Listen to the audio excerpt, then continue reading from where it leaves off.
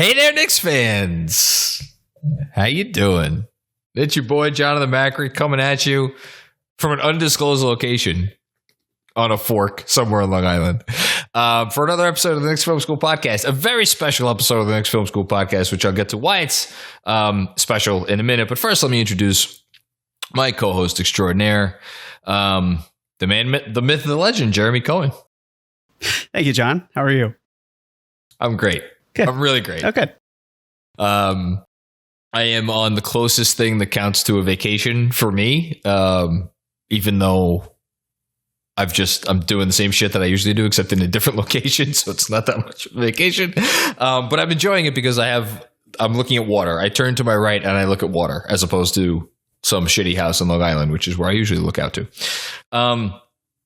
Which is nice. So I said this is a special episode, and the reason is because as anybody in our Ewing Patreon tier will know already, we're streaming this live on a private YouTube channel. So any of our Ewing patrons are able to watch right now, and I think some of them may be watching. I'm not actually sure, but thank you, everybody, for those who've become part of that. And we have another reason this is a special show, because it's like a zombie movie at this point. You kill it, or not a zombie movie. It's like a Jason or a Mike Myers movie. You kill it, it comes back. You kill it, it comes back. You really kill it this time because free agency's over.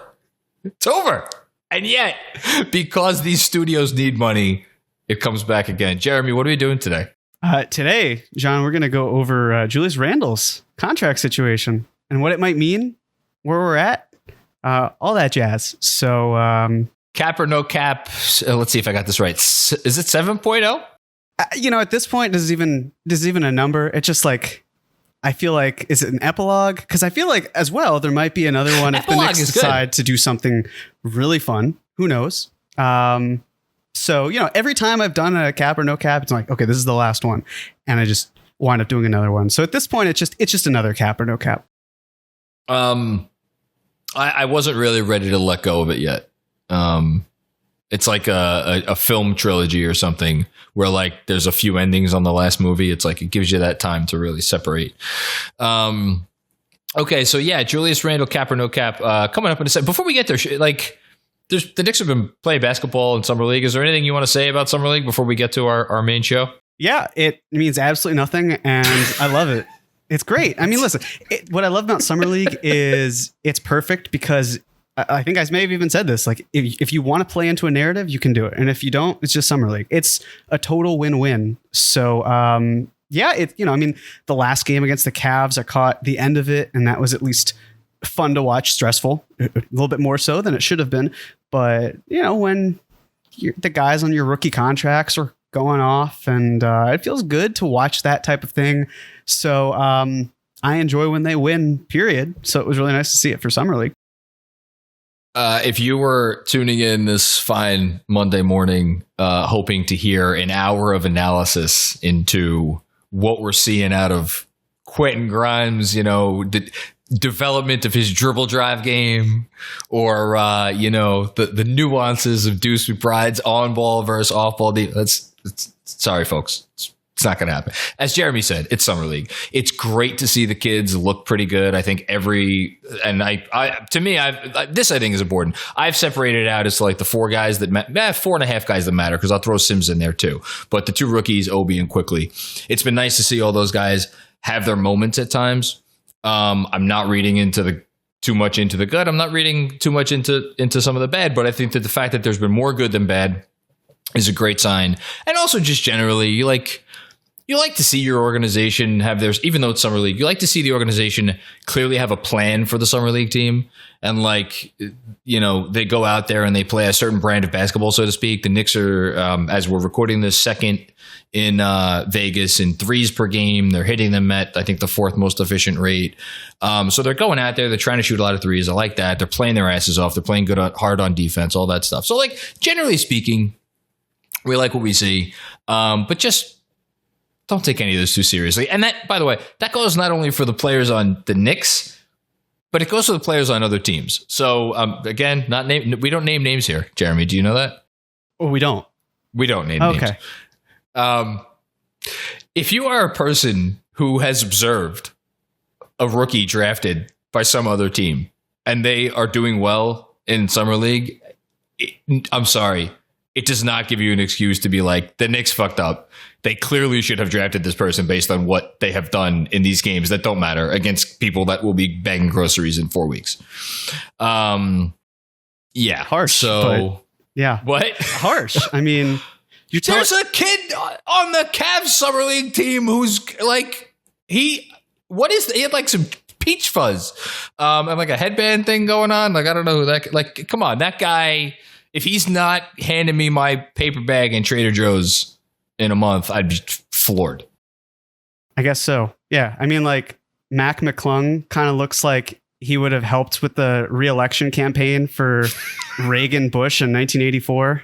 Okay, that was harsh. But that's just whatever. You just said the other dude was going to be working at Trader Joe's. Jaron, you're muted. Is John still muted? Now we can hear you. We can hear you now. Trader. Maybe it was a sign for how you were muted on that. Yeah. Like divine intervention, like cutting off your mic. But all I said was Trader Joe's seems like a great place to work. They have the sample place in the back where you could go and they prepare some food for you to try to entice you to purchase it. No longer, but yeah. I mean, it's actually my mom's dream is when she retires is to work at Trader Joe's. I think she's like, it's like a half dream, because she likes the idea of it because she loves Trader Joe's, but not as much because I don't know if she necessarily wants to be there, but heard good things. So even half dreams are good. Sure. And maybe worthy. The next time I go, I'll run into the guy on the Cleveland Cavaliers team and say, hey, congrats on going to Summer League in Vegas. That's pretty awesome of you. I'll take paper, please. Way to bring it back, Jeremy. Always. Way to bring it back. On that note, shall we? I think we shall. This is a good moment. We shall. So, without further ado. So as Jeremy's pulling up his presentation, oh, wow. So I wish all of our podcast listeners could see. This might be my favorite one. Well, as always, for those listening and not watching, we're going to try to be as descriptive as possible in terms of what we see. So right now, how do you describe what I'm looking at right now? It's just a photo of Julius Randle copied several times and then made into the image of a heart. And he's smiling. He's smiling. Happy. He's so happy. You know why? Because he's a New York Knick. That's why he's happy. And we're happy too. We're happy that he re-signed. So it's great. So I think the first thing that we should do as we enter this journey is talk about where we're currently at right now, right? Because I think that there's some confusion about what's going on. So the Knicks have signed, let's see, Jericho Sims to a two-way. They signed Quentin Grimes. They signed Deuce McBride. They got Kemba Walker in there. And I believe, and Nerlens Noel. Noel signed. And we should say that we are speaking these words into existence on Sunday, August 15th at 3:23 p.m. There is always a possibility that one of the players that we are about to say is not yet signed gets signed after we record this. So just right. I mean, knowing our luck, before this break, something will happen. But so be it. Always. So yes, we've got Fournier, Burks, Rose, and Gibson. They are still unsigned. So basically, what we have here are two distinct areas. There's current and there's projected, right?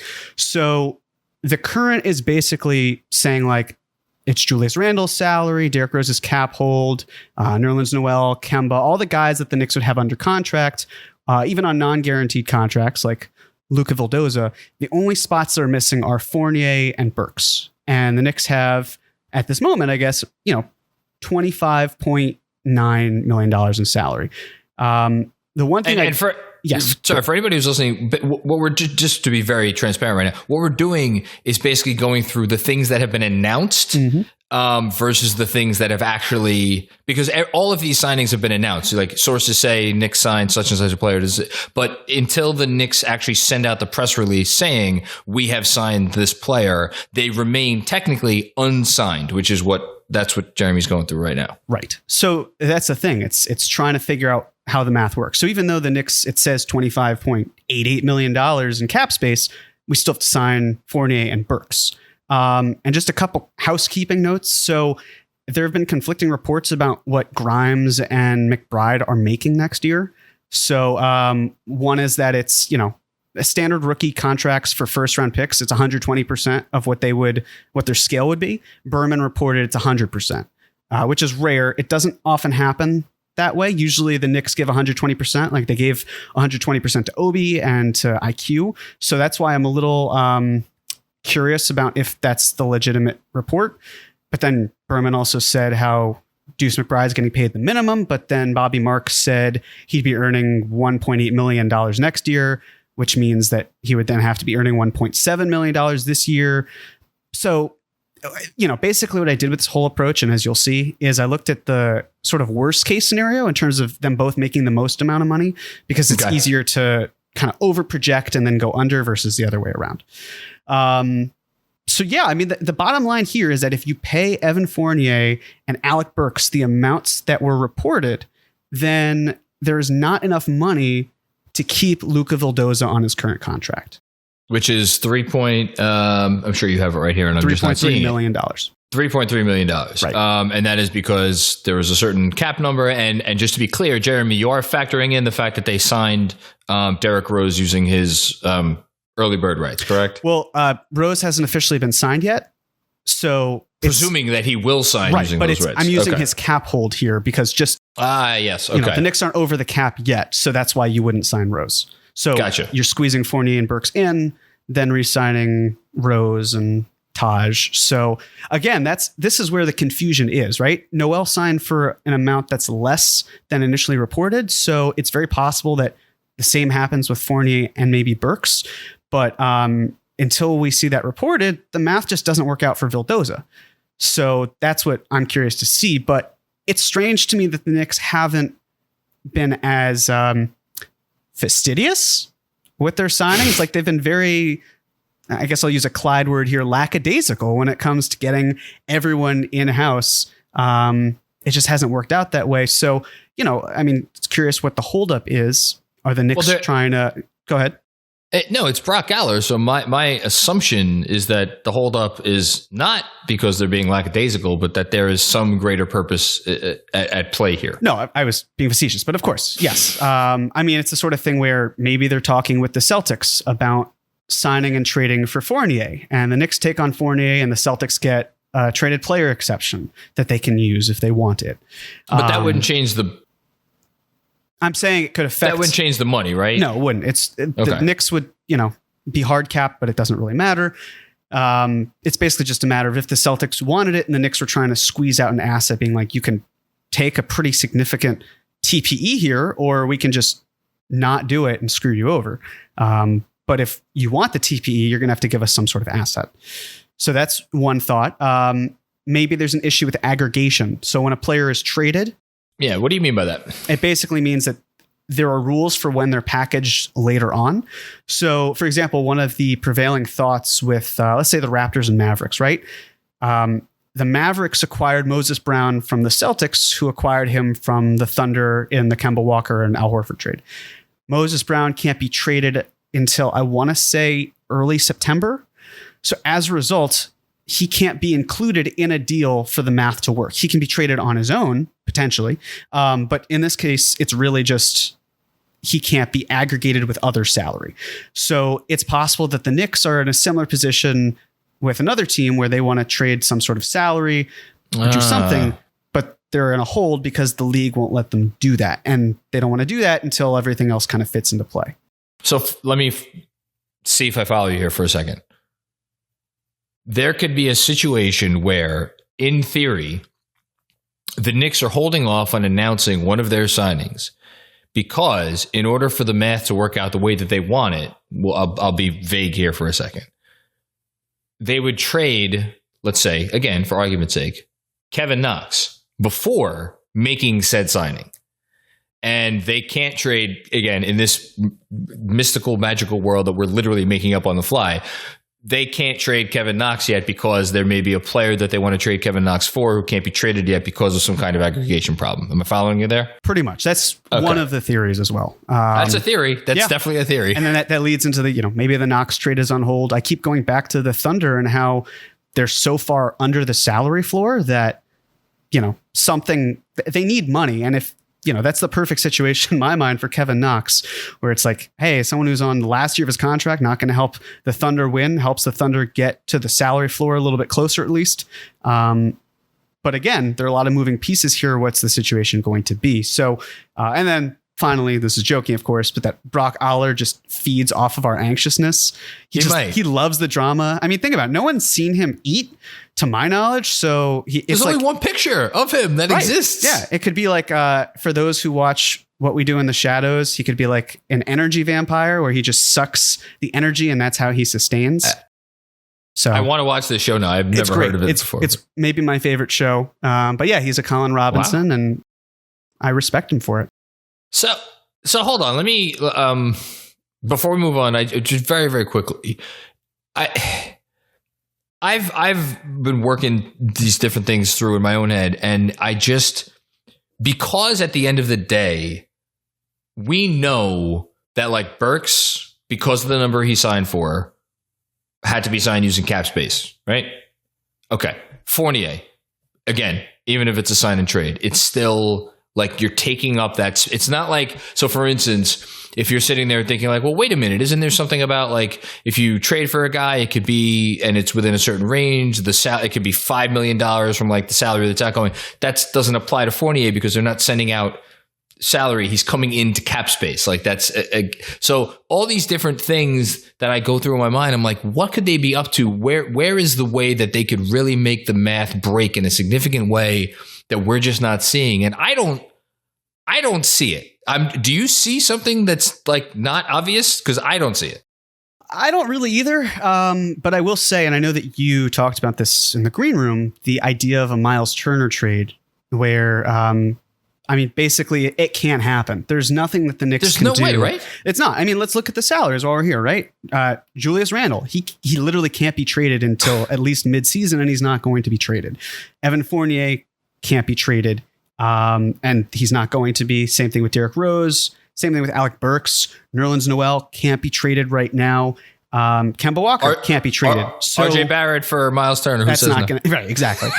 So what? We're looking at Kevin Knox, Obi Toppin, and Luca Vildoza. I think that maybe gets you there. I can't remember exactly what Turner's salary is, but it's like 17, 18. I think it's 18. I think that would get you just there. But like the Knicks they're not trading Obi Toppin. Right. And then, it's just not going to happen. And consider it like this. If they do trade Obi Toppin, it also means they have to now deal Mitchell Robinson. And to me, the market is kind of dead. I don't really see a whole lot going on. You're left with really scraping the bottom of the barrel. If there were a time where the Pacers wanted to trade Miles Turner, it probably would have been 10 days ago. But it seems like they don't. And, maybe their philosophy is, hey, if this whole Isaiah Jackson thing looks good, we can basically ship out Miles Turner at a later point. But with 2 years left on his deal, it seems unnecessary and unlikely just based on what we're saying. And I would also just throw out there, I think you could argue that there has been more noise coming from Indiana's front office. Think about it, just go through it. We heard rumors about a Brogdon trade, and then we heard specific rumors about a Brogdon-Lonzo Ball sign-and trade. I had heard something about Sabonis earlier this offseason. We've been hearing shit about Turner for forever. We heard about all the Duarte stuff. The Knicks are trying to trade up with Indiana to get Duarte. Like, there's a lot of noise coming from that organization, and it thus far has amounted to a whole lot of nothing. So I would just be a little skeptical about anything that I hear in regards to the Pacers. Agreed. All right. Shall we move on? Yeah, we shall. So why did Randle resign? Because he loves New York. That's one philosophy. At least that's the hope. It's the only reason. Yeah. Of course, he's been injured before. Maybe he really wanted to lock it in. But I took a screenshot of Ian Begley's tweet, and I wanted to read it on air. Ian said, league sources say part of Julius Randle's thinking on signing his 4-year, $117 million contract extension with New York is that he loves the organization and fans and wants to commit his prime to the team. Sources added that Randle wants to commit now to give the Knicks more financial flexibility. So what does that mean? I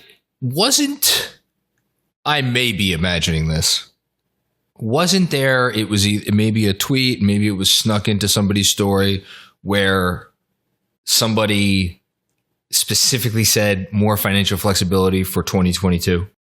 Well, it's funny you say that, John. I swear we did not talk about little back and forth beforehand, but I swear I remember that appearing somewhere. Yeah. So here's my thinking when I first read this, and it's kind of only grown from there.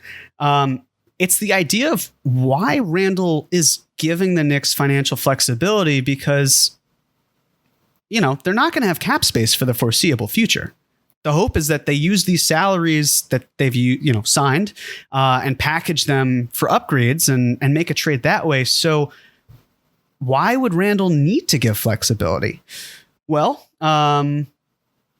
could be because of something called the hard cap. So there's a pyramid. This is, you could call it a pyramid scheme if you really wanted to, but it's not a pyramid scheme. So if Brock Aller is involved, it's a pyramid scheme. Yes, exactly. Continue. Has anyone ever seen Brock Aller and Bernie Madoff in the same room? Well, one of them's dead and one of them's alive. So, but that's a good point. I don't know if anyone's. He's dead? Am I really breaking you that Bernie Madoff died? Holy shit! No, I didn't know that. Yes, that's great. No, he died. Which if I speak, anyways. So we have this pyramid, and basically, I just want to outline what it is. So the first line is the salary floor. The second is the salary cap. The third is the luxury tax. And the fourth is the luxury tax apron. So let's break it down. There are numbers next to each. That's for this year. So the salary floor, $101.1 million. The Knicks are going to surpass that. Basically, any team has to be over the salary floor. If you're not, then the difference between the salary floor and what you are paying players, that amount is divided up and given to the players currently on the roster at the end of the year.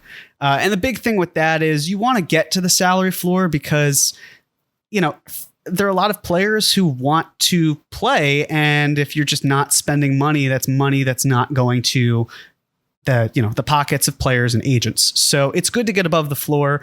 The Knicks don't have to worry about that because they're also above the salary cap, which is $112.4 million.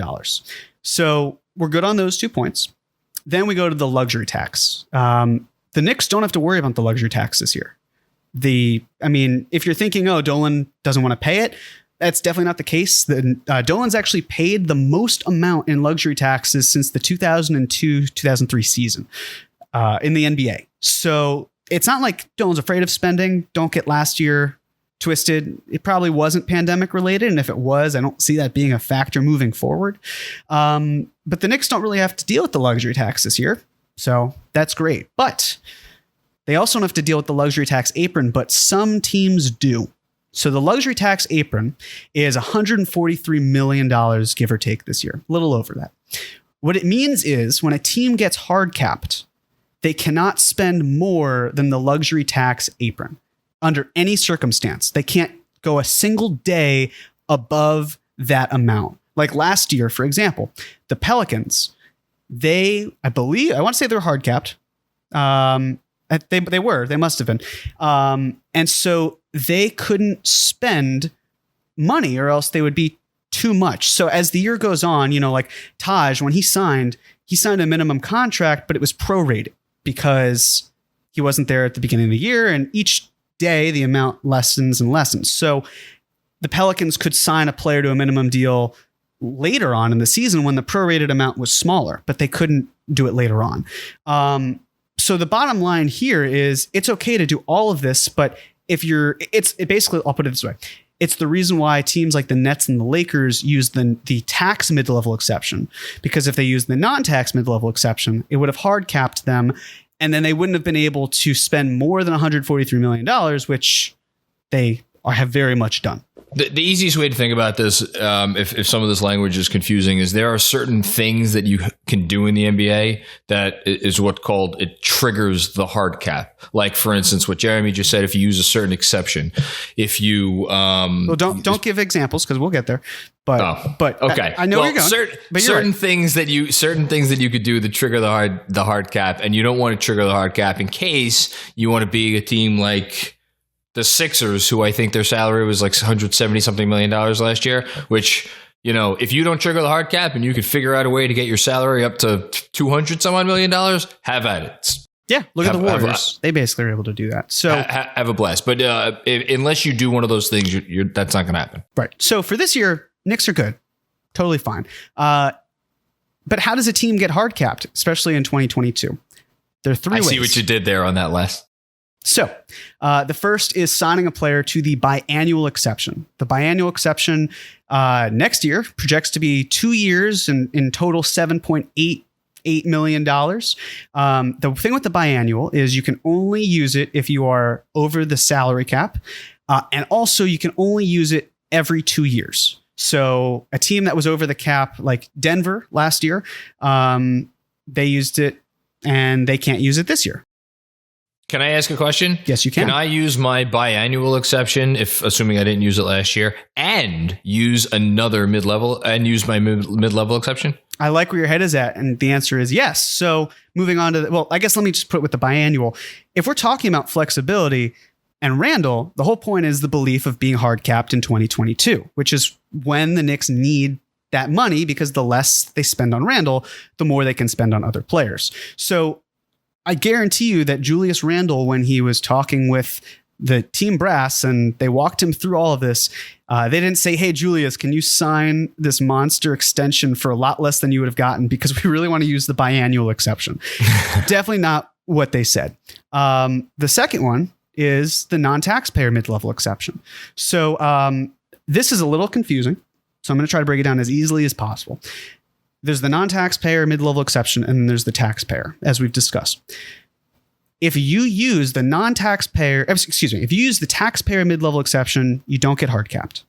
If you use the same amount of the taxpayer mid-level exception on the non-taxpayer, so in this case, if next year's is 6.6 for the taxpayer, if you use $6.6 million of the non-taxpayer or less, you're not hard capped.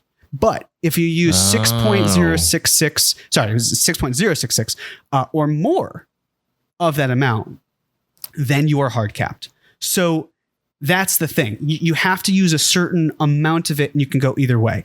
But again, with the free agent class, do we really think that the Knicks said, Julius, we want to sign someone with the non-taxpayer mid-level exception, the full amount, and get hard capped and then...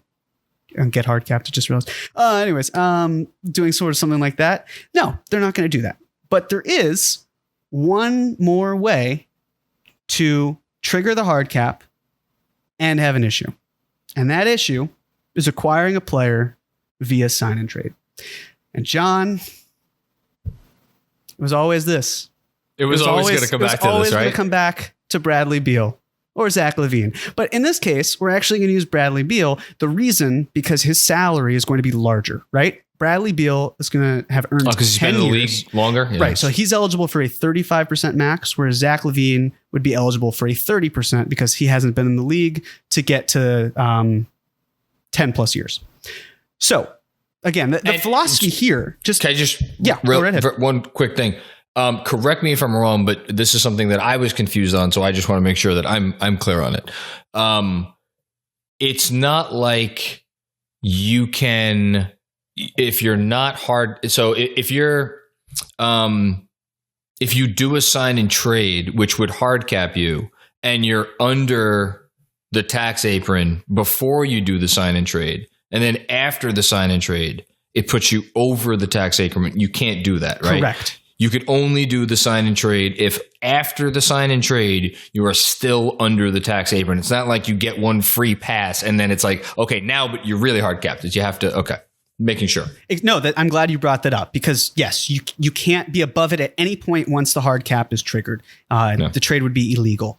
But yeah, you know, it's a sort of thinking here where it's like the Knicks probably thought, hey, let's sign guys to movable contracts. And then when the time comes, we can be flexible with them and do something there. So let's go through this again.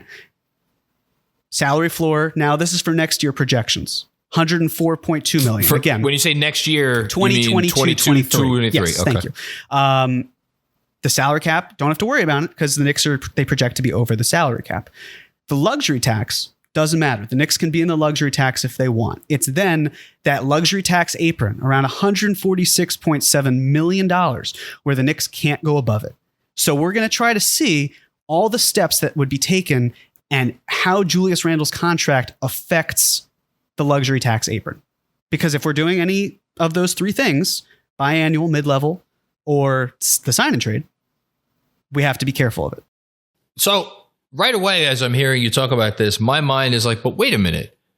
They're still a really far distance away from the tax apron, right? You would think so, but there are other factors at play. So if you may, I shall proceed. I may. May you? I may indeed. So on your left is what we have. We have the 2022-23 salary situation.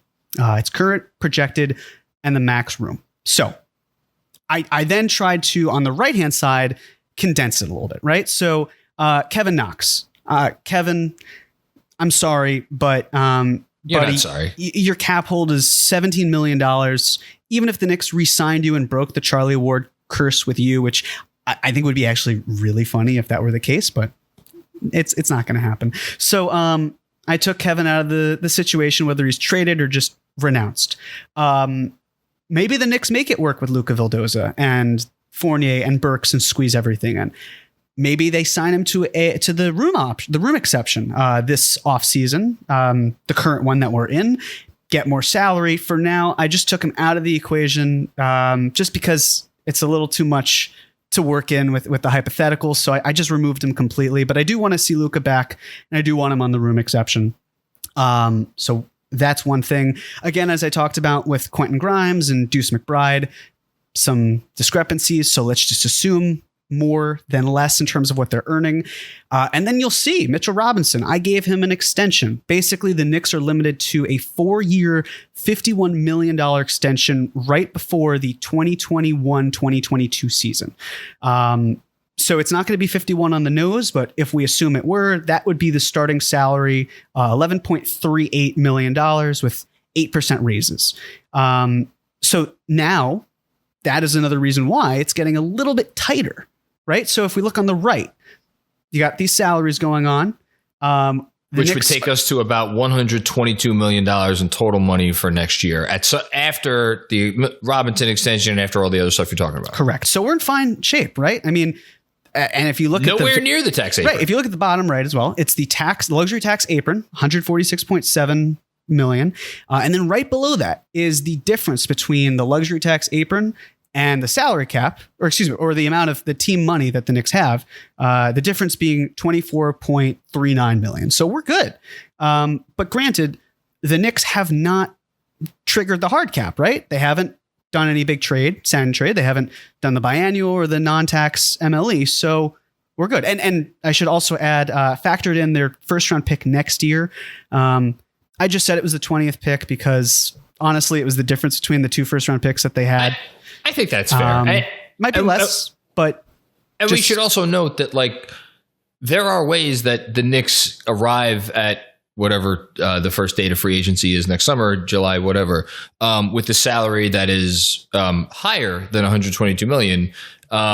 They could, assuming they wanted to move on from some of the pieces they just traded, you could very easily flip these very movable contracts for salaries that are higher. So they could go up and they could also go down in fairness if they want. So there's a lot of flexibility with what they could do.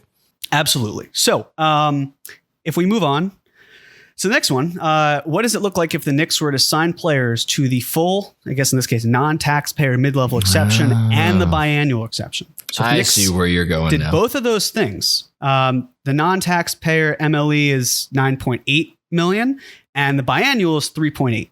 So we've triggered the hard cap in 2 ways, actually.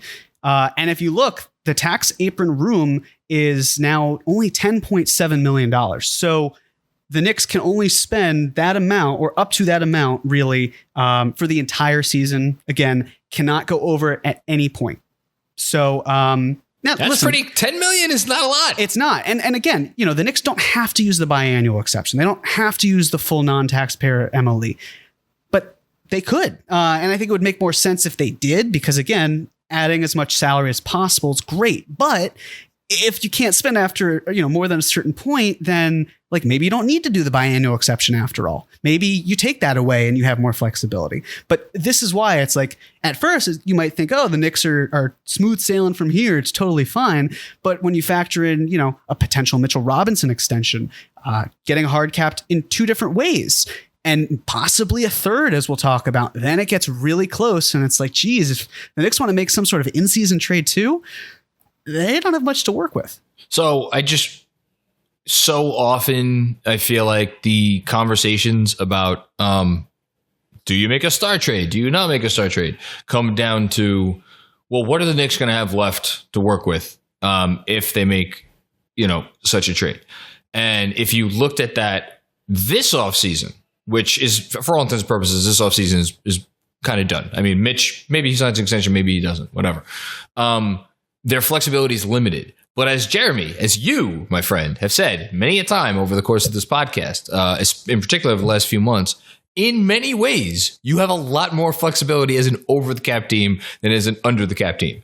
So next summer, and I know I'm putting the cart before the horse because we're not there yet. But like, if they were in such a position where they could acquire a star via a sign and trade, it would be, they have all these other mechanisms. So if you're looking at it, it'd be like, well, but who's really going to help us over what we have with the biannual and with the middle? If you're sending out a lot of these pieces, and by the way, you're bringing back a guy where everybody else in the league can look at it and say, oh, wait, he's going there now? You know what? All of a sudden, that $9 million looks a lot more appealing to me now than it did, whatever it was a week ago. So like, because I know I'd be thinking like, well, but our whole rotation is filled. Who are we going to get for this amount of money that's really going to help us? This is the way you have to start to try to think about this stuff. Exactly. And if you're moving any of these pieces, you could then use the non-taxpayer mid-level exception to fill in the gap that you would have lost in some way. So just worth configuring or thinking about at least. So we're at $10.7 million left in space. That's great. Now, let's get back to Bradley Beal. Mr. Beal. The minimum salary that's outgoing for Bradley Beal, as we've discussed before, it's the player's salary divided by 125% and then subtract $100,000. So Beal's max would be about a little over $40.5 million. If we divide that by 1.25 and then subtract 100,000, we get $32.32 million. So the Knicks have to send out at least that amount in order to acquire Beal in a sign and trade. So we need to figure out some combinations, right? Fournier and Rose works. Fournier, Burks, and Noel. Rose, Burks, and Noel. If the Knicks wanted to, for some reason, sub out Noel for Mitchell Robinson, again, I think that would be too much. And the reason I say too much is if you look at the sign-in trades that have happened recently, they were not to that level, right? Like Kyle Lowry was just traded for Goran Dragic and Precious Achiuwa. So in any sign-in trade, it's not going to be this expensive package. Right. That's the thing, right? Like if you're the Wizards in this case, and you're left with basically like, okay, Bradley Beal is going to be gone. You had the opportunity to trade him for a lot. Now you really don't. You want something in return, of course, but that's the thing. It's like if the Wizards aren't committed to just straight up tanking, which again, not every team, when they lose their best player, they resort to tanking. Basically saying like, okay, well, we could get Evan Fournier and Alec Burks and Nerlens Noel, and we're not going to be a great team, but we're going to be competitive. And we've got a lot of nice pieces, and maybe we can do something to package for a star eventually, because they have a lot of, they've got Hachimura, they've got Avdia, they just drafted Kispert. So, maybe there's something they can do, but that's the sort of philosophy where to work it out for the math and the outgoing assets. It's really not going to be like shipping off multiple first round picks for a player who is already a free agent and doing a sign and trade. In fairness, we did see the Heat in the Jimmy Butler sign and trade from 2 years ago send out some draft assets, but they also had to unload in utterly unwieldy Hassan Whiteside. Granted, expiring, but still $25 million worth of Hassan Whiteside, which is a lot of Hassan Whiteside. And if he's not viewed as a positive asset, then it's like, okay, we have to compensate them for taking this on. Whereas if, in this case, I did Fournier and Rose. Basically, I don't see Fournier's contract being a negative unless he gets hurt. It's not a negative. And more than likely, you're going to come across a situation like the Nets did this summer with Spencer Dinwiddie, where it's like teams that are forced up against the wall in these sign and trade where they know they're going to lose the player. It's basically like, just make it worth our while. Unless we have to take back some shit that we really don't want, just make it worth our while. So it's like you'd think that the team would be able to play hardball and be like, no, we're not going to do it. Because at that point, the player has already, in this case, Bradley Beal, has already said, he's like, look, I'm not coming back. So just, and I also think there's something at play here where it's like, you have to continue to look good to other free agents around the league. Your player has decided he wants to leave. Just let him leave, and it doesn't mean you have to roll over, but you're, as you were saying, you're not extracting RJ Barrett in a deal like this, right? And the Wizards have to play ball because the Knicks have to play ball, so they can still try to get something and leverage the situation. But I agree, to an extent, you don't want to be like, hey, why are the Wizards being the team that isn't letting Bradley Beal go somewhere else?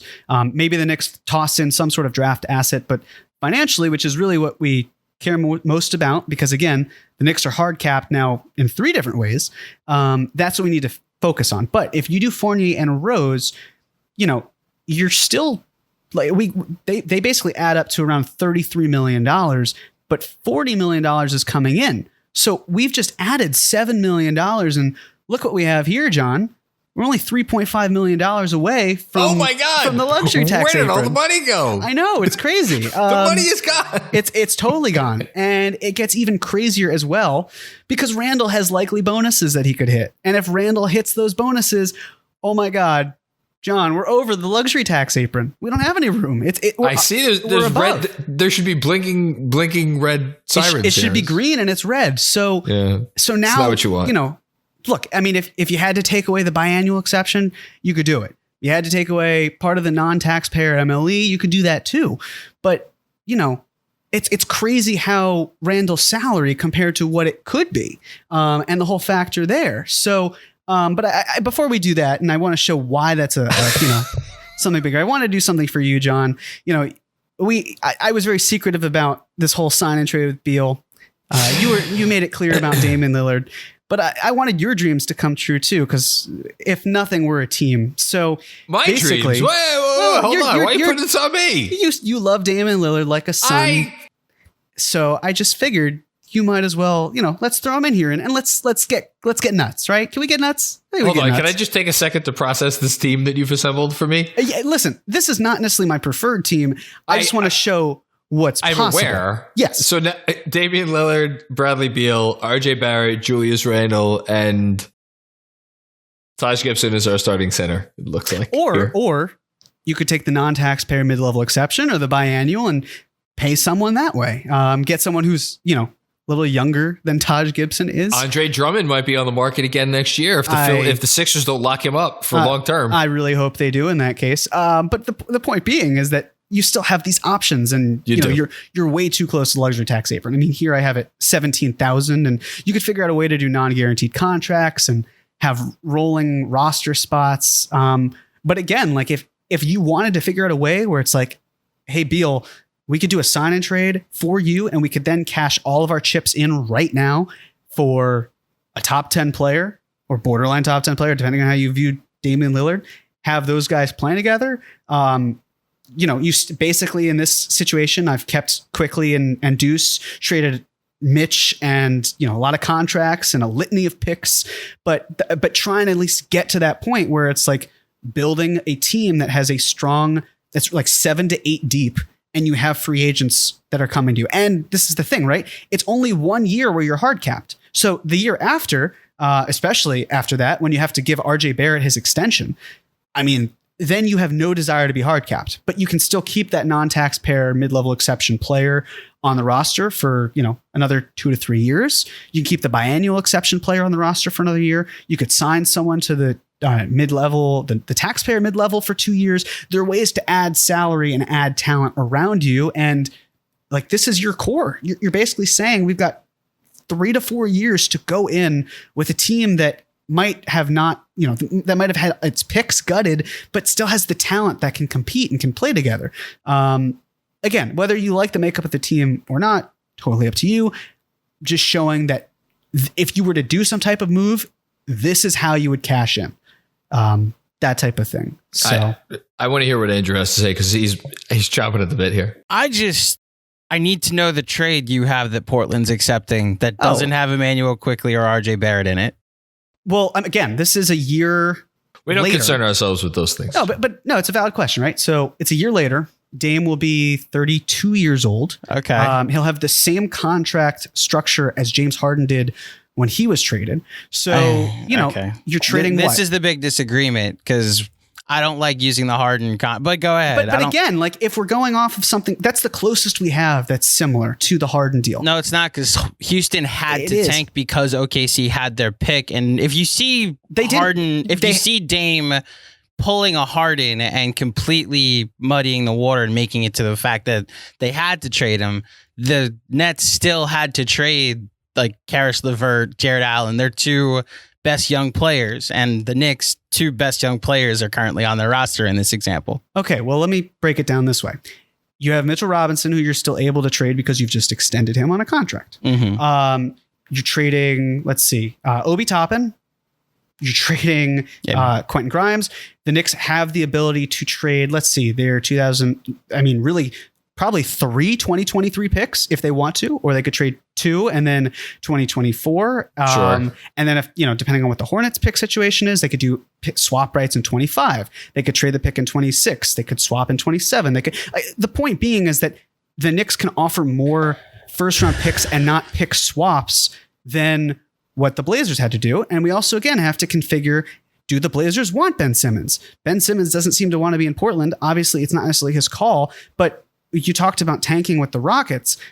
I mean, the Blazers might be in a situation where, they don't have to tank, but the Rockets didn't have to tank. They wanted to tank. They could have had a situation where they had to, because they had to be in top 4. They had to be a top 4. Otherwise, OKC gets their pick. I'm aware of how that worked. I'm saying if they wanted Ben Simmons instead, they didn't have to have a top 4 pick. They could have said, hey, we view Ben Simmons as better than the risk of not landing a top 4 pick and then having to worry about it. But they didn't. They chose to take and it worked. They got Jalen Green, but it doesn't have to work that way. If the Blazers don't want Ben Simmons, if Ben Simmons doesn't want to go to the Blazers, then where are we left? It's now configuring a 3-team trade. For this example, fine. I still don't see a world where, especially Quickly, because they're going to want one of RJ or Quickly. Obi Toppin's great. He's a backup, though. If we're quivering over Emmanuel Quickley in this situation, fine. I'm just pointing out an example of how it works out. I don't mean to belittle Obi Toppin, but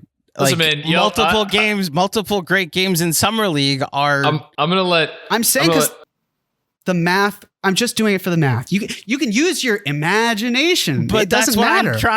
I'm looking at this team and I'm like, so there's a world where the Knicks could. Can I jump in here? Because I don't think this is going to happen. First of all, I'm going to let Obi's game do the talking this year. On a different team. It's going to be on this team. You're going to see. Second of all, my prediction, and I guess I won't find out if this becomes true for 2 years because it's 2021 right now.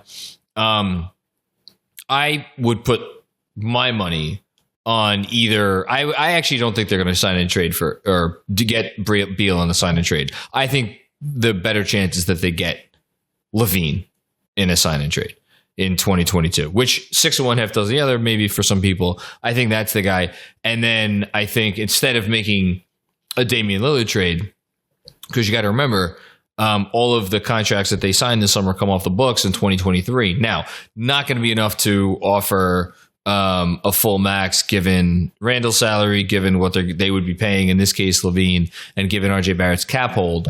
But they would still have some flexibility to do some things, as we saw with Miami this summer with Kyle Lowry. And again, you're in that same situation where if you convince a guy like Joel Embiid to come play for your franchise, doesn't have to be Joel Embiid, but it's a name. and he decides he's going to leave Philly, then it's just a matter of like figuring out how the sign and trade works and like what that looks like. So that's where I think this ends up. But a sign and trade can't work with Embiid is what I'm saying, because you're hard capping yourself the year that RJ is getting an extension. So you're hard capping yourself if LaVine signs, right, in a sign and trade, and he gets here in a sign and trade, and then you're hard capped for the entirety of the 2022-23 season, correct? Sure. Yes. But then you would not be hard capped the 23-24 season. By doing what in this case, though? You just said Embiid. That's what I'm trying to understand. Because Embiid becomes a free agent in 2023. Okay, so are you trading for Embiid, or are you signing and trading for Embiid? Embiid would be signed and traded to you, but as long as that doesn't put you above the hard cap. But it would, because you have Randall's salary, LaVine's salary, and RJ's extension, and now you have Embiid's max contract. So it doesn't work in a sign and trade. That's why with this whole Randall situation, the whole point of the sign and trade is because you know you're going to get hard capped. It can't. I'm telling you, the math does not work. Look, like right now we're up against it. Even if you did a Zach LaVine sign and trade, replace his name with Bradley Beal's, right? Even when we went back to the previous example before we talked about, Dame or any other trading for any other star, we're already close to it. So now you're paying RJ, and you have to now do a sign and trade for Embiid, which means you are once again hard capping yourself. The math just doesn't work. But right here, you have the non-taxpayer mid-level exception, because this is the same off season. I'm saying you sign and trade for a player like Beal, and then you trade for Dame, and you fit it all in. What you're saying is sign and trade for LaVine, and then the hard cap's over, and then the next season, 2023, you do a sign and trade for Embiid, correct? Yes. Okay, but again, that doesn't work because you still have to send money out, but now you're dealing with RJ Barrett's contract extension, so you're adding more money. Which even if you, again, to be clear, even regardless of if you're signing RJ Barrett to a number that's like higher than the cap hold, and like you're like, oh, order of operations, just keep the cap hold, and then you can sign to the contract later.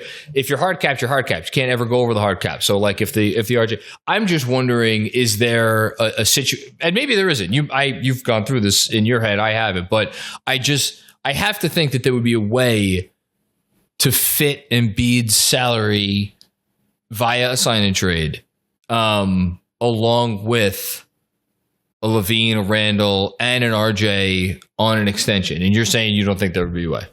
I mean, you're hard capping yourself, and now you're dealing with what? I mean, you're dealing with a lot of unwieldy salaries. You're dealing with LaVine earning like 36 million or so. Yeah. Randall earning 26 or so. That's 62 already. If RJ is getting, give RJ 20. Right. Okay. I mean, sure. 82 million. Then you have to deal with. So you're a ways away still from the hard cap. But you have no tax roster. Apron, excuse me. Right. You have no roster. I'm just saying that just in my head. It would be hard. It would be very hard. It'd be almost impossible without shipping out RJ Barrett. And again, RJ might make more than $20 million. I mean, if Luke Kennard is making $16 million, Jesus Christ, then RJ Barrett, or OG Anunoby, he's making what, 18 a year, something like that. Like, could we take guesses on what RJ's extension is going to be right now, apropos of nothing? Sure. I mean, I think it'll be closer to 23, 25 million, something like that. I think he gets the Lonzo contract. Andrew? This is not next offseason, but this is 2 years from now. So 2 years from now, and this is now factoring 2 more years of production. Yeah. Mm-hmm. Maybe All-Star berth. Yeah. Yeah. Actually, if he gets an All-Star team, he's not getting the Lonzo special. I was going to say, if he's going to make an All-Star, I see RJ taking a leap. I'll say he gets like the Duncan Robinson contract. But not 5. I guess it's that's the 5 Lonzo contract. Didn't 5,400 Duncan got? Didn't so he? the Lonzo, 5 for 90, the Duncan Robinson contract that John suggested. Oh, yeah, which is in that case $25 million. Yeah, so $25 million. I'm confident in RJ. Like anything I've ever said about him going away in a Dame trade is because I'm projecting like that's the value I think RJ will amount to, because he's got the highest ceiling of any potential asset you have. In fairness, we're talking about RJ's cap hold as if he's not going to sign an extension next summer. Now, typically speaking, the types of players that sign extensions the summer before they become restricted free agents are guys who are essentially automatic maxes. I'm sure there has been an example of a guy who was signed for something more reasonable that did so a year before he could have entered restricted free agency. I'm blanking right now on who that player. Anunoby. What did he get? It was like he got 18 or 16, 17 a year, yeah. Something like that. Again, like we're looking a little too far into the future, but no, it's interesting to me because at the same time, I love RJ Barrett. I think there are people in the league who would take OG Anunoby over RJ Barrett, and OG's making under $20 million a year. Well, Jeremy, was it Seth that did this the other day? That RJ. I'm not getting into that nonsense. We're not talking about that. I'm just saying there are voices around the league. That's fucking Alex Caruso. I'm talking about OG Anunoby. OG Anunoby is a very good player. Anyways, again, just to go back to sorry, our main I got us off here, track. Yeah. I'm just looking at the numbers in terms of how you do it. If you want to throw quickly into it, Andrew, I get it. That's fine. If anything, it just gives you more leeway for what you're able to do financially. The point is, if the Knicks wanted to do something where it's sign and trade for a star and then trade for a star, financially they can do it because Randall took that extension. So if Randall had waited to sign instead, would have been about $34.7 million. That's also how much Zach LaVine would be making as well. That's the most that he could have signed for if he waited till next summer to sign. Correct. So if we're looking at that and the non-taxpayer mid-level exception being that $9.8 million, we're already $3.5 million away from the tax apron. So that's a little concerning. But then the math also doesn't work if you do the Bradley Beal trade, because then you're over and you can't go over the tax apron. Similar could be said of, could you make it work with LaVine? Yes, you could have made it work with LaVine. You probably would have to adjust some of the other numbers, but still, he didn't take that salary. So, like if you did something else where you took away the non-taxpayer mid-level exception, instead replaced it with the biannual exception and still had Bradley Beal, the math does work. It also doesn't matter because, the Knicks got more flexibility and still they're only $2.4 million away. They're really up against that amount. I think the point to take away from this is not to go too inside baseball, but like the statement that Bagley put out and the statement that I'm remembering occurred somewhere along the way about specifically more flexibility for 2022. Like these are things that come from the team. This is the messaging that the team wants to get out, right? It is through Julius Randle, but like they're all together on this messaging. Like the meeting that you're talking about that took place undoubtedly between Julius and his agent and the Knicks brass and the whole thing. Like, they laid out all these names whether they get them, which one they get, all that stuff. If you're wondering what are the Knicks thinking, as Jeremy, for as much shit as I give you, brilliantly just explained, this is the clearest sign that you could possibly have. Like, this is their plan. This is what they want to do. If it wasn't transparent enough by the contracts that they just signed in this offseason, now it should be even more transparent. So, yeah, exactly. So, let's look at the super early goals as we wrap up here. Super early goals. Well, over the next calendar year, I guess you could say. Yeah, I like it. So I like the second goal. Yeah. Extending Mitchell Robinson before the season. That would be ideal in my mind. But if Mitch doesn't resign, we talked about this a little bit on the Patreon pod recently. This is the other thing I think to think about. I gave Mitch almost $12 million. If Mitch gets anything more than that, then the Knicks are even closer to the luxury tax apron if they're able to make some of these moves. So that's another thing to consider. And another reason why, if the Knicks offer it and Mitch doesn't take it, then the writing could be on the wall. If the Knicks don't offer it, period, then that could also be some interesting writing on the wall. I think either way, it's pretty fascinating, but that's another thing to be considered, or to consider at least, is that if Mitch thinks he can get more than that, and the Knicks don't, but Mitch is gung-ho on doing it, it's a little bit more of an issue moving forward, assuming the Knicks know they're going to get hard capped. The next goal, win games.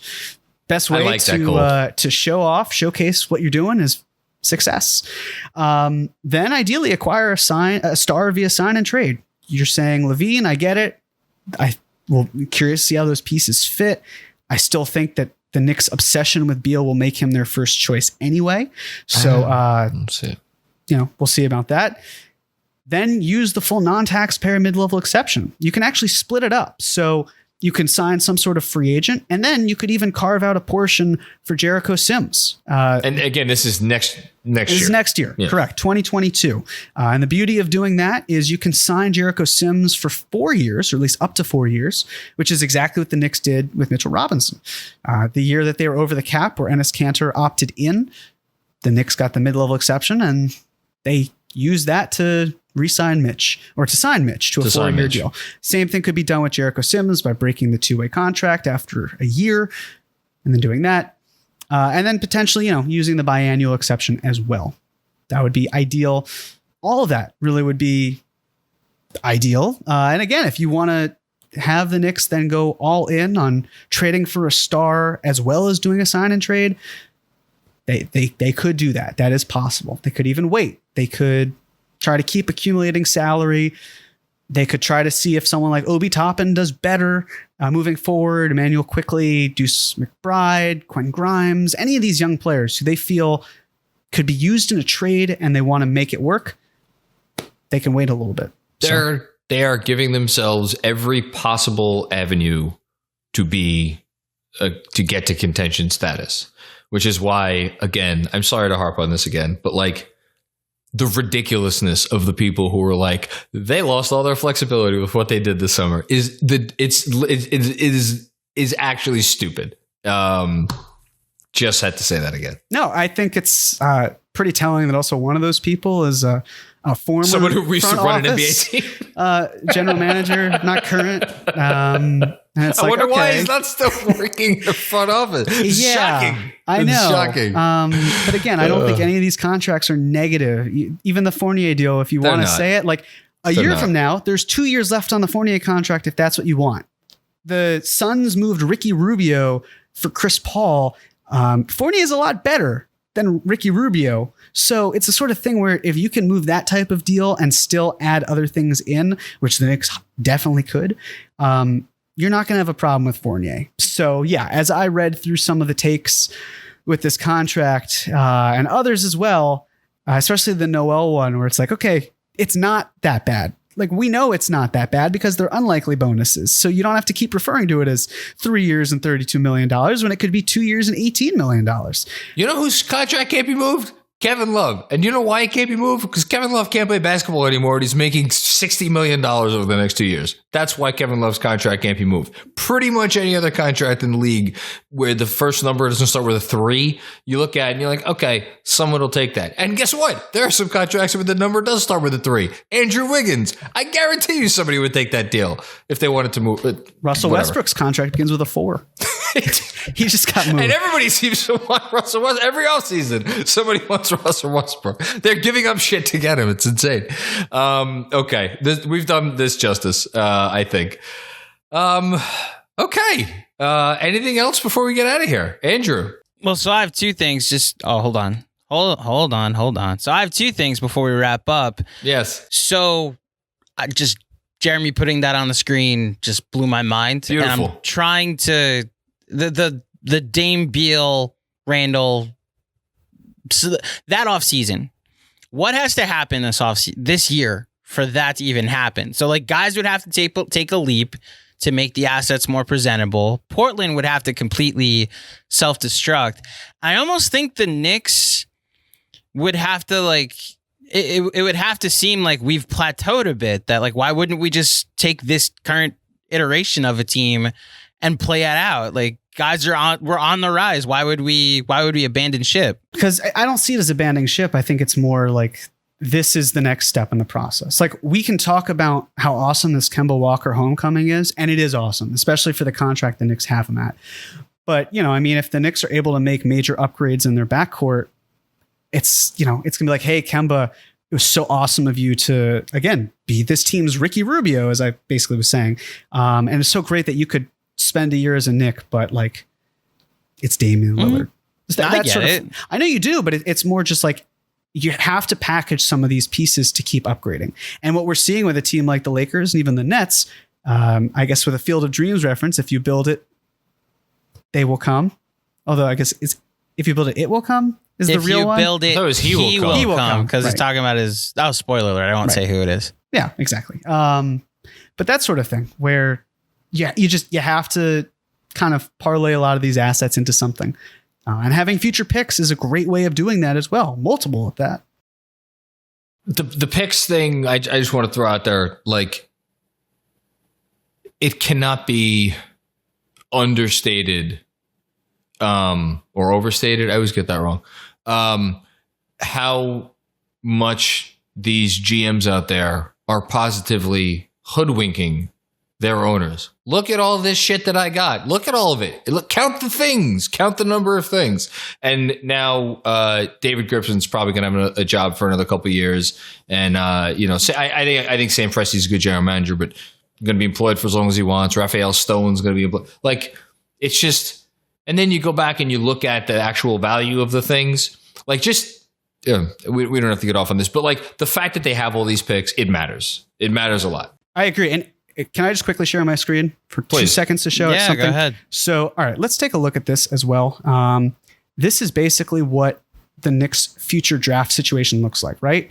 I mean, they have they don't owe a pick to anyone for the next 7 seasons. This is the first time in how long where the Knicks don't owe anyone a pick. It's incredible. It's beautiful. But for all the left is first round picks. The right is second round. Right. You read it off though, for people listening. Sure. So again, the Knicks have all of their first round picks every single year, the next 7 years. That's the most it can go is 7 years. They own a protected Hornets pick that likely conveys either, I'd say, in 2023 or 2024. And the Dallas pick, which will go from 11 to 30, which I would be pretty sure will cash in 2023. Then for the other side, with second round picks, the Knicks only have 1 pick in 2022. But then in 2023, they have their own second, Detroit second, Utah's second, and then in 2024, their own second, Detroit second again, a fake Miami second that they got in the Austin Rivers trade, and then a more favorable of the Utah and Cleveland second. But most valuable second round pick you can have in the league.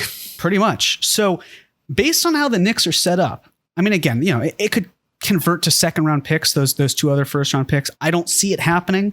I get the concern with the Hornets. They're going to make the playoffs at some point in the next few years. It's just going to happen. But if you look at how many picks the Knicks have in 2023 and 2024, right? Or at least believe to, that tells me everything. It tells me that they're going to go in at some point, probably in 2023. And it's like, hey, look, we traded a bunch of first round picks, but now we have a lot of second round picks and we can potentially trade up for, someone like a Deuce McBride at 36. We can find other talent in that range. We can feel totally cool with trading out all this 2023 first round pick assets and then still, supplementing our roster with 2023 second round picks. You can do the same thing in 2024. But that is why I'm so of the mind where it's like next year, they're really going to try to do something in a sign and trade, and they'll either that same offseason try to make a big deal, or the next year they will try to then trade for some sort of star in a non-sign and trade. And the draft picks tell us, the Randall contract tells us, it's all right in front of us. It's just understanding what that blueprint is and how the mechanics were. Machinations, I think. Yeah. I don't say the ch, I say the hard C. And just one last word for the real lunatics out there who think about this stuff as much as we do. For anyone who's read the various reporting, which I believe every word of, by the way, I think most of it's come from your own Weitzman about the discrepancies within the front office in terms of the way Brock Aller wanted to go versus the way that like Tom Thibodeau and I would guess World Wide West wanted to go. My thinking is those people are not in any way, shape, or form in disagreement about what ultimately needs to happen, which is figuring out a way to trade for a star or convince a star to come here. I think Aller's probably was more specifically in terms of last season in the mindset of like, let's just lose as much as possible and try to get the best pick we can, and we'll have enough assets to be able to make the trade later. Whereas Tibbs predictably is probably like, no, we can't have a culture of losing. We need to try to start to win games. I have literally like zero inside information on this. My guess would be that if Fowler knew that trying would equate to a 4 seed, he would have been the first person in the room to be like, let's actually try, because that's the better way. But nobody thought that was possible. They probably thought that trying was going to get them to 30 wins or 25 wins or something. So like, the reason I'm saying that, and again, I don't know this for a fact. This is my assumption. The reason I say that is for as much as it could be unsettling to read about a front office that's like, oh, do they know whether they're coming or going, or are they on the same page? I think there are ways to disagree about certain aspects of it will ultimately be all in on the same general plan, which again, if you needed any more of a roadmap as to what this organization wants to do, like, you got it. It's right here in front of you. I don't disagree. I guess my thought was more like what has to happen on the court now that the roadmap has been laid out. Just win games. That's it. Okay. So win more games than you lose. How about that? Okay. That sets us so that I think that perfectly cap or no cap, that now we have laid out what the Knicks should have done, and now what they did, and now what they need to do for next offseason's edition of Cap or No Cap. One last thing, and this is a shout out to those that join us for our green rooms on Saturday morning. We were given a rumor that has seemingly also gone around the other Knicks content creators that Miles Turner could be traded to the Knicks this week. Now, which we addressed before is why it could not happen. I just want to address it one last time. Do we see just yes or no? The money doesn't work. It doesn't work. I agree, but we also had people suggesting it in the super chat last night that Obi, somebody else. There is no somebody else. So there is no somebody else. So Obi and RJ Barrett, and I don't think any sane person is going to do something like that. How'd that be for a twist? If we're arguing about RJ is whether he'd go in a Dame trade, and then RJ Barrett's a Pacer. Yeah, that's not gonna look. If you're, I think this front office is simply more competent. I just wanted to throw that part in there. Is there a chance that Grimes looks good, and then Alec Burks gets put into a Miles Turner trade along with Kevin Knox and whatever, a second round pick or something at some point this season? I guess Mitchell Robinson would be the other asset because he'd be a center going back in the deal. Yeah, sure, that could happen. But we will be the first people to come on here and apologize to y'all if they do this trade in the next couple months, and we couldn't see how they could do it, because I've thought about this as much as Jeremy, I'm sure, has. There's one of the ways that they could do it, and this might actually be the only way, is if they use Kevin Knox, Phil Doza, and Obi Toppin. Yeah, and they're not trading Obi Toppin. Are you trading Obi Toppin? Not for Miles Turner, no. Right. No. And then and that's not saying Obi Toppin can't be traded. It's just that seems silly. And then you have to find a home for Mitchell Robinson, which is just much easier. If the Knicks are going that path where they don't feel like Mitch is eventually here long term, figure it out over the trade deadline. You don't have to necessarily do it right now, because again, I think the market is pretty much at a standstill. So who are you? What leverage do you have? Who are you? You can't really create a bidding war, can you? It's really tough. So then I'll just wrap up from my part by saying, I think we did it. I think everybody, if you guys disagree, let me know. Everybody that's going to be on the Knicks next season is currently on the Knicks. Guys they might trade Mitch, they might trade Knox, and we'll see what they get back. But yeah, the door on a Mitch trade is slightly open more for me, but I agree with Jeremy. It would, just given the market and trades of that nature don't usually happen during this time of year. It's whatever trades are going to happen, they happen on draft night. They happen as free agency is going on. It's just, but it wouldn't shock me as much, I think. But yeah, I second you, Andrew. I think this is the team that we're going to go into the season with. There you go. Cap or no cap, officially finalized. That's a word. We did it. We did it. Mission accomplished. Andrew, awesome stuff. Jeremy, take a bow. There you go. Bravo, sir. Again, I say it every time you do one of these. It is absolute masterclass stuff, and the cap is a pain in the ass to understand. It is. I know it's tough. So if I've confused any of you out there, I'm really sorry.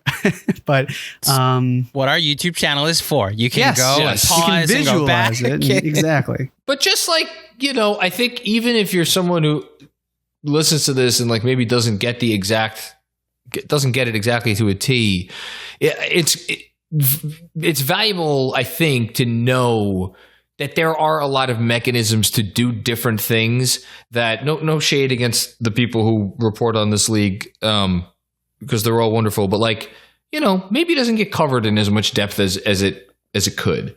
So when you're being told that the Knicks have boxed themselves in because of X, Y, no, they haven't. They haven't. So quite the opposite, in fact. Okay. Again, thank you guys. Thank you, everybody, to all of our listeners. Special thanks one more time to all of our Patreon listeners, but especially those in the Ewing tier who were hopefully able to join us today. We'll be back with more fun and games with our normal slate of podcasts this week. And, of course, Jeremy and I will be back same time, same bat channel next week. We'll see you all later.